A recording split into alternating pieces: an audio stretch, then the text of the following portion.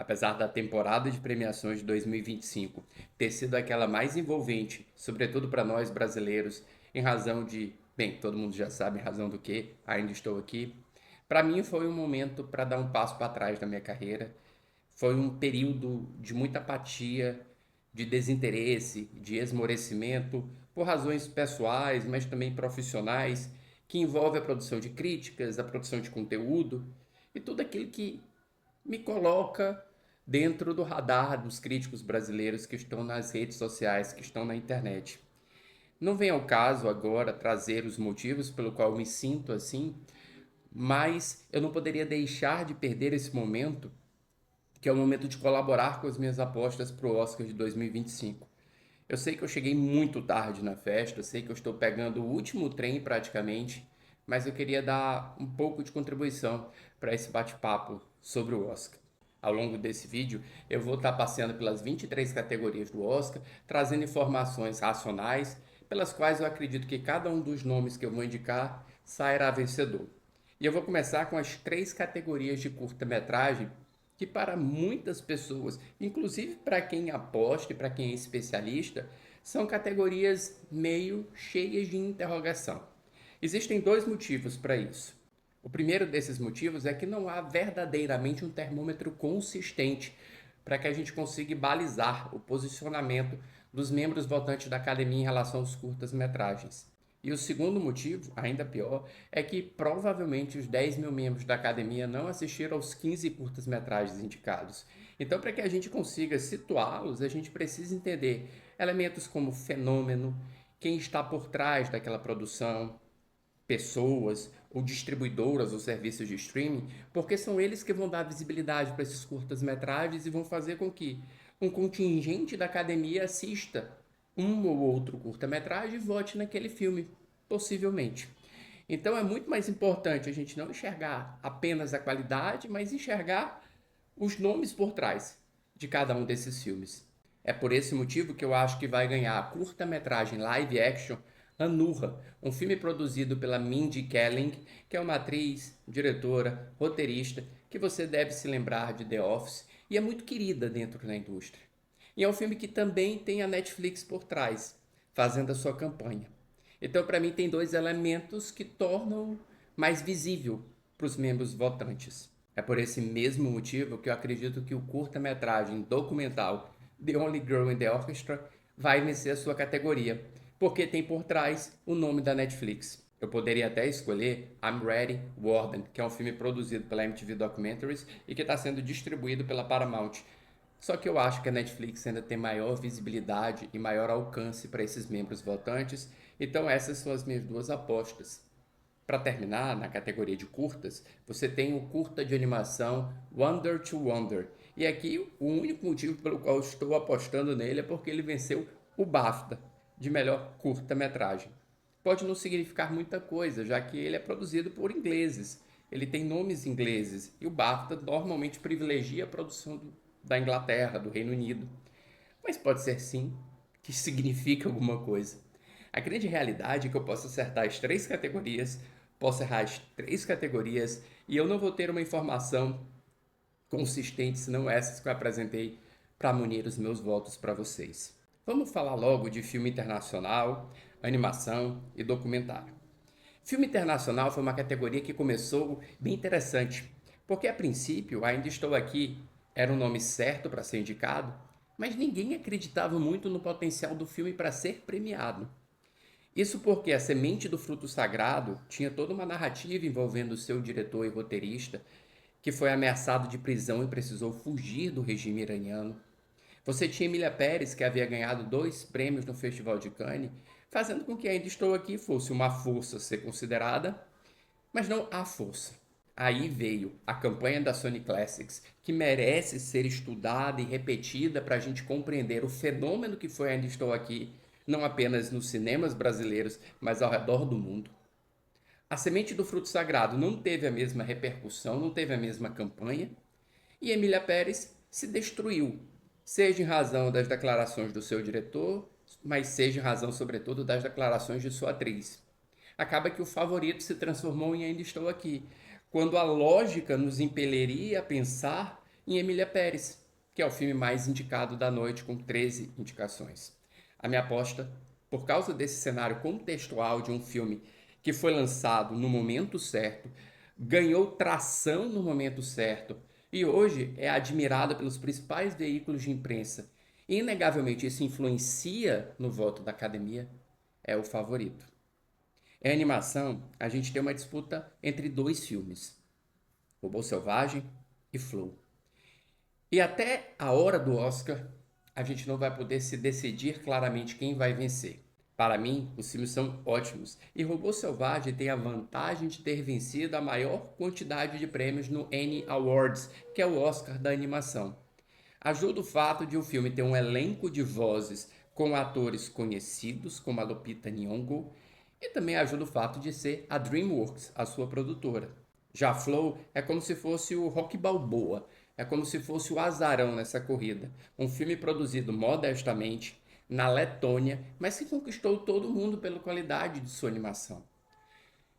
A razão me leva a pensar no prêmio para Robô Selvagem, mas eu não ficaria nada surpreso se Flow vencesse na noite. Qualquer um dos dois vai ser um vencedor digno. Eu acho que nós temos uma disputa parecida na categoria de melhor documentário entre dois filmes que simbolizam duas guerras ou dois conflitos diferentes e que vão dividir os membros da academia entre duas visões de mundo. De um lado você tem No Other Land, que fala de um conflito na região da Palestina. Do outro, você tem Porcelain War, que fala da guerra da Ucrânia. Ano passado já foi premiado um filme que retratava a guerra da Ucrânia, 20 Dias em Mariupol, inclusive um filme horroroso. Então eu acho que Porcelain War perde um pouco de força.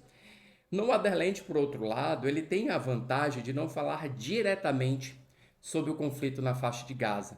Na realidade, ele fala sobre um tema mais amplo: o direito ao lar, o direito à pátria, a injustiça e a coragem dos seus cinegrafistas que registram a tentativa de desocupação praticada pelo governo de Israel de uma área que eles acreditam ser dele, uma área que foi habitada por palestinos há gerações.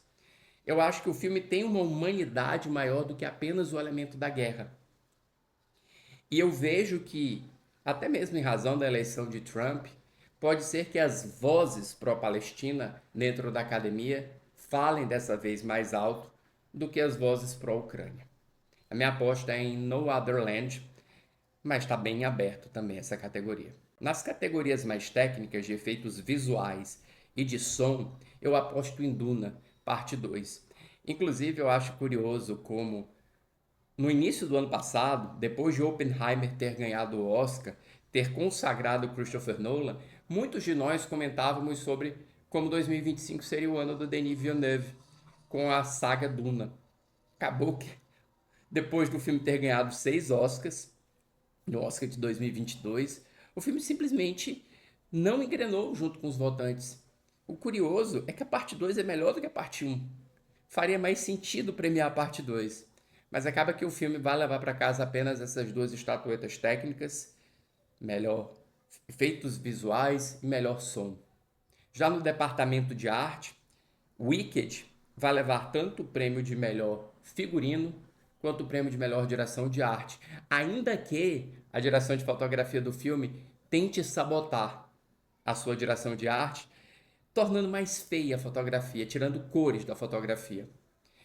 É praticamente um prêmio certo, inclusive, considerado o fato de que nos prêmios dos sindicatos da categoria, o Wicked também está ganhando com as mãos atrás, está ganhando em diversos outros prêmios. Então eu não vejo muitas chances para outro filme tirar prêmios de Wicked nesse departamento. E para a categoria de maquiagem e penteados, eu acho que a escolha mais óbvia é a Substância. É bem verdade que a Substância teria um concorrente direto com Um Homem Diferente, que de uma maneira ou de outra trata de procedimentos médicos que transformam a aparência de uma pessoa, transformam-nos de acordo com o que a sociedade espera de cada um de nós. A diferença é que Um Homem Diferente não teve a campanha que Substância teve, e tampouco teve a quantidade de indicações que a Substância teve. Um voto óbvio também, melhor maquiagem e penteados para a Substância. Agora, sobre a categoria de trilha sonora e a categoria de canção original, vale a pena uma reflexão, ou melhor, duas. Talvez Volker Bertelmann, de Conclave, fosse o favorito se ele já não tivesse ganhado o Oscar há alguns anos com Nada de Novo no Front, filme também dirigido por Edvard Berger. A música é boa, eu acho que a composição é daquelas que a gente vai ficar ouvindo sempre, isoladamente do filme, ainda que com o filme, às vezes ela não funcione tão bem. Eu já ouvi escrevendo crítica, eu já ouvi apenas para lembrar daquela batida incessante, daquela tensão que a trilha dele provoca. Mas o favorito mesmo da noite é a trilha sonora de O Brutalista, que é uma trilha que evoca sentimentos parecidos, sentimentos conflitantes dentro do espectador e reforça os temas centrais do filme. A trilha de Daniel Blumberg preenche os espaços dessa arquitetura brutalista, desse concreto, confere humanidade por entre os poros do concreto, confere até um nível de intriga para o desdobramento das relações de poder que são tratadas dentro do filme. E é um vencedor, na minha opinião, praticamente certo. Já a canção original, qualquer escolha que for diferente de um musical não faz muito sentido, na minha opinião, quando a gente está em um ano que nós temos um musical com duas canções escolhidas. E El Mal, além de já haver sido premiada, ela foi uma canção que foi distribuída para os membros votantes isoladamente. Eu, por exemplo, recebi a canção aqui em casa como membro da Critics' Choice Association. E é uma canção que foi dada visibilidade para muita gente. É verdade que nós podemos pensar num cenário em que as duas canções de Emília Pérez indicadas dividam votos e dessa maneira entre uma terceira força que pode ser finalmente Diane Warren. Mas eu não acredito que isso vá acontecer. Eu acho que é um mal tá bem seguro na categoria. Acho que seria um absurdo a gente pensar em premiar uma categoria de canção original um filme que não fosse musical num ano como é este ano, ainda que nós possamos não apreciar a canção. Lembre-se que não necessariamente os membros votantes da academia também apreciam, sabem no que estão votando. Eles vão apenas pela onda e faz muito mais sentido você votar no musical nessas horas. Duas categorias que eu gosto muito são as categorias de montagem e de fotografia. A categoria de fotografia já está muito bem encaminhada por Lou Crowley, que é o diretor de fotografia de Brutalista. E não apenas pelo Vista Vision, que confere já um elemento épico para a sua fotografia, mas também pela maneira com que essa fotografia reproduz cinematograficamente alguns elementos da criação arquitetônica do seu protagonista fictício, que parece um personagem real. Já a montagem é uma categoria interessante, porque antigamente, antes do voto ser preferencial, dizia-se que a categoria de montagem era um ótimo previsor para o Oscar. E não necessariamente que poderia prever o Oscar de melhor filme antes da cerimônia, mas ajudaria-nos a prever o melhor filme dentro da cerimônia. Porque se um filme fosse premiado em montagem, isso estava atrelado diretamente à categoria de melhor filme. Isso mudou. Isso mudou com a votação preferencial, com a votação em consenso. Mas ainda assim é uma categoria significativa. E eu vejo um cenário possível, ou dois cenários. Quem deve ganhar é a montagem bastante clássica até de Conclave. Mas, se Conclave não ganhar essa categoria de melhor montagem, diminuem muitas as suas chances de ganhar a categoria de melhor filme, e eu vou me aprofundar sobre isso mais na frente. O que nós temos em mão é apenas o BAFTA. O Sindicato dos Montadores, que entrega o Emmy Awards, ainda não se pronunciou. Então não dá para a gente saber ao certo se votariam em Conclave ou em Anora, que é seu principal concorrente nessa categoria. Por hora, me aposto em Conclave. Mas fiquem de olho, se Conclave perder, as chances dele em menor filme diminuem absurdamente. E juntamente com montagem, as categorias de roteiro também vão nos ajudar a perceber para onde o barco do Oscar está indo. Conclave e Anora venceram respectivamente no Sindicato dos Roteiristas os prêmios de roteiro adaptado e roteiro original. E são os meus votos também. Agora pense nesse cenário. Anora não ganha o Oscar de roteiro original e quem ganha é A Verdadeira Dor, que é seu principal concorrente. Enquanto Conclave ganha o roteiro adaptado. Nesse momento, vai dar pra gente perceber que a tendência do Oscar pode ser por Conclave em melhor filme e não por Anora. Mas eu acho categorias muito bem dirigidas para o seu resultado. Conclave em adaptado, Anora em original. Se Anora perder e Conclave perder, eu acho que Anora ainda tem chance de melhor filme. Se Anora perder e Conclave ganhar, eu acho que as chances diminuem, mas ainda existem. E se as coisas se mantiverem como nós previmos, os dois vencerem, aí eu acredito que Anora vai levar melhor filme. Mas eu chego lá com mais calma, que eu vou resumir tudo isso. Vamos para a categoria de atuações. Melhor ator coadjuvante vai para o Kieran Culkin, de A Verdadeira Dor. E a atriz coadjuvante vai para Zoe Saldana, de Emília Pérez. Afinal de contas, eles venceram tudo. É até injusto tentar compará-los com outros atores nessa categoria, porque eles estão em posições muito mais protagonistas do que coadjuvantes. Mas isso não vem ao caso agora. A gente vota nos nomes que estão indicados. Já a categoria de melhor ator é uma categoria que me deixa cheio de dúvida na cabeça. Todo dia eu acordo pensando em um. O Timothée Chalamet, por Um Completo Desconhecido, venceu o SAG de melhor ator. O Adrien Brody venceu o BAFTA. E eu fico alternando entre os dois. Contrário a Adrien Brody, está uma atuação que parece, ao menos ideologicamente, embora naturalmente sejam personagens totalmente diferentes, com o personagem que interpretou em O Pianista. E contrário ao Timothée Chalamet, está a idade dele. Na prática, vai ser uma categoria muito disputada até o final. Eu conseguiria até imaginar um cenário que Ray Fiennes pudesse vencer, e seria provavelmente o meu voto para a categoria, se não tivesse o Coma Domingo, que para mim é o melhor dos 5 indicados. Mas deve ficar entre o Timothée e o Adrien Brody. E essa aqui eu não consigo me decidir. Nesse momento do vídeo, eu estou apostando no Timothée Chalamet. Mas pode ser que na hora da Oscar eu mude meu posicionamento para o Adrien Brody. Vai saber, né? E melhor atriz, que é uma das categorias mais esperadas da noite, por mais que o meu lado brasileiro quisesse pensar o contrário, eu acredito que a franca favorita é a Demi Moore. E tem muitas razões para isso. Primeiro, tem uma narrativa ao lado dela. Aquela atriz popular da década de 80 e 90 que nós esquecemos e que nós não apreciamos e nós não aproveitamos o seu talento dramático e agora nós podemos fazê-lo. Tem o elemento ideológico, a questão temática do etarismo que está inserido dentro do filme e o fato de ela pertencer àquele meio, assim como a Mike Madison, mas diferente da Fernanda Torres, que não pertence. E acima de tudo, ela venceu o prêmio do SEG de melhor atriz. Então é muito difícil, a meu ver, tirar o Oscar dela. Eu sei que há uma leitura que fala que ela e a Mike podem dividir votos e assim entraria como terceira força a Fernanda Torres. Mas eu não consigo ver isso acontecendo, ainda que meu lado brasileiro queira ver isso.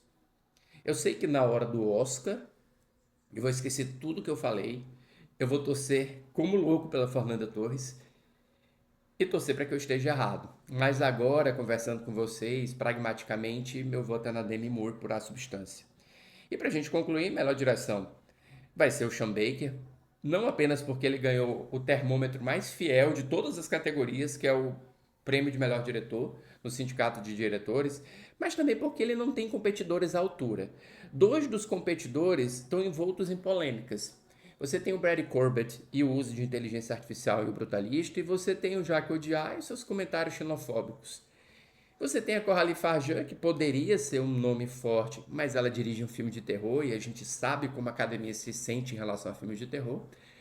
E você tem o James Mangold, diretor de Um Completo Desconhecido, que é um cara querido na indústria, mas eu não vejo muito motivo. Em contrapartida, o Sean Baker, além de ter ganhado tudo praticamente, e além de ter feito ótimos pronunciamentos, ele é um cara que está fazendo uma continuação lógica de sua obra com Tangerina, com Projeto Flórida, com Red Rocket, e aqui a gente vê um filme que se amolda perfeitamente dentro de uma visão de estilo, uma visão temática.